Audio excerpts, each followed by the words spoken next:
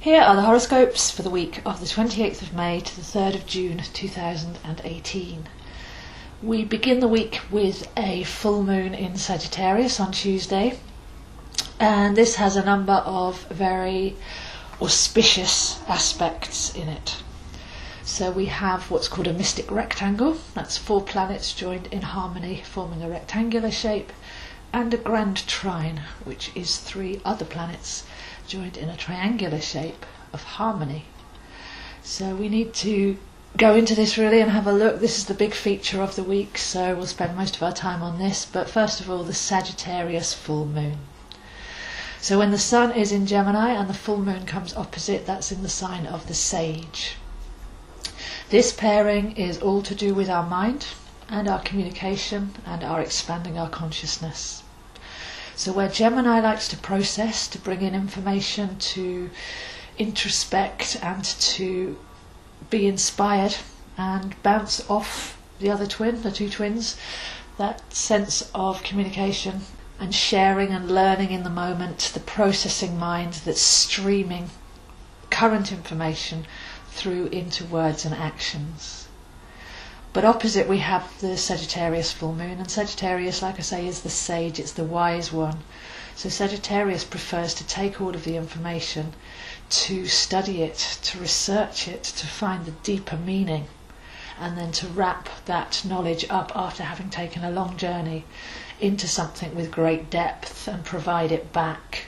So there's a sense of publishing and film producing and releasing a message to a wider audience, but a message that's actually been studied. So when we're under this full moon, it's an opportunity for us to first of all observe our mind. This processing, where are we tuning into? What is taking over our mind? What is literally possessing us? What are we thinking about? What are we tuning into? What are we putting our focus on? And during the month of Gemini we can become a bit distracted. We can be in 2 places at once or more. We can be thinking 2 opposing thoughts. We can be outwardly pulled to constantly go out and seek and interact. But at the time of the Sagittarius full moon, we need to take a pause. We need to reflect, and we need to look at actually what is the message, what's the meaning, what are we thinking, what is it actually creating, what's the story here? And to become masters of our mind so that we're not just processing, we're not just constantly seeking external stimulation, we're not pulled across social media platforms. We are taking that quiet space to slow the mind, to actually look at who we are. Are we coming from a place of authenticity? What are we speaking about? What's the deeper meaning? And what's the message in that? So on Tuesday we've got a chance to stop, to go deep and to have a look at what is our story, what is it that we've actually got to say, rather than just speaking and thinking for the sake of speaking and thinking. So this calls us into our heart and our presence. We can have a look at where we feel truth. Is it in the heart? Is it in the cells of your body or the waters or somewhere else? What's the message within that if we stop and listen to it, if we stop and talk to it and ask questions? So we're on a bit of a spirit quest here as we take up the challenge to walk the path less travelled and to go deep within, to reconnect with where we're really coming from and what is real truth. So deep and serious, slow and authentic full moon in Sagittarius. But at the same time in the mystic rectangle we also have Mars in Aquarius, and this is helping us to lift our thought vibrations, firstly in the mind, to rise up to more unique perspectives, to break mental patterning, to challenge what we're told, especially on a mass consciousness level, and to make sure that we are actually rising up to find the real truth. So there's a rebellious, fiery, uplifting, challenging energy that goes very well with the sun and moon, where we're seeking the deeper knowledge, the higher knowledge, and connecting to the energy of that so we can feel it.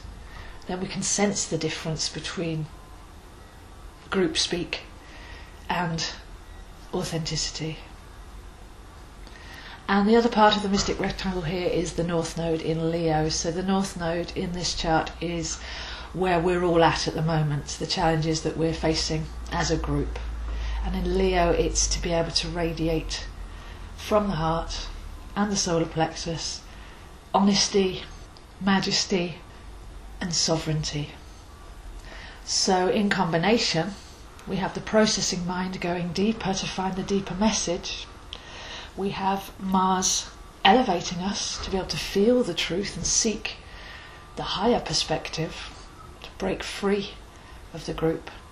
And then as a group, we've got a chance to be lighter and brighter and radiate from that point. So very beautiful mystic rectangle there in the full moon chart. For the rest of the week, the grand trine permeates. So to break that one down, we have Venus in Cancer, Jupiter in Scorpio, and Neptune in Pisces, all forming trines to each other, harmonic angles, all working together. And these are 3 water signs, whereas the signs we were talking about before were air and fire, to do with the mind and energy, activation. Now we're looking at emotion, intuition, and soul knowing, where we know on a very different level. With water, we know in the cells, we can literally follow our intuition. We may have picked that up over lifetimes. So tuning into what innately feels right, when we slow the mind right down, we can actually start to listen to that inner wisdom. And that grand trine happens all week, coming stronger and stronger by the weekend. So Venus is our heart, Jupiter is our sage, our wisdom, and Neptune is our tuning fork, our resonant emotional compass that guides us from deep within. So together these form a spectacular chart. It's a very quiet week. There's lots to explore, but mainly we need to quiet the mind, go deep into the heart and the cells of our body, meditate on what's right and true, release false beliefs and emotions that have just been taught to us but aren't ours. And the phrase older and wiser comes to mind, but yet quite often we get younger with age, because we're letting go of the false concerns, we're letting go of the narrative, we're letting go of the entrapment, returning to a place of grace.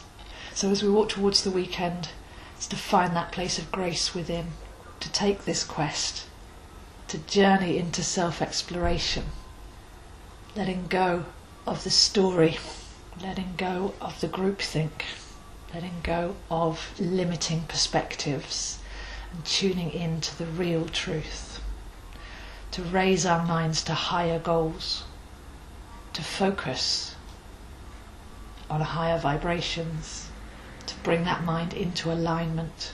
So it's at the centre of everything that we find the answers, not outside, as the Gemini Sun would like us to believe, but tuning into our soul desires, tuning into our unlimited self, making changes so that we think differently, we act differently when we're coming from that very central space within. Bringing the mind back into alignment so that when we do communicate and act, it's authentic. It will produce things of great worth. So very much the theme of the moment, deconditioning the heart, deprogramming the mind, and stopping and listening, recentering, refocusing, and raising our vibration. So those are the horoscopes for this week, and I'll see you next week. As well as readings and meetups, I'd just like to mention a couple of information packs that I have. I have packs for each zodiac sign going into the soul essence of each of the sun signs, so that you can explore a much bigger perspective of your sign than just the psychology that we're given in mundane astrology. And I also have a new pack which is to discover your moon sign and how you can work with it, because many people go through life just considering themselves their sun sign, and yet we have the yin to the yang, we have a moon sign as well, and we do need to balance both.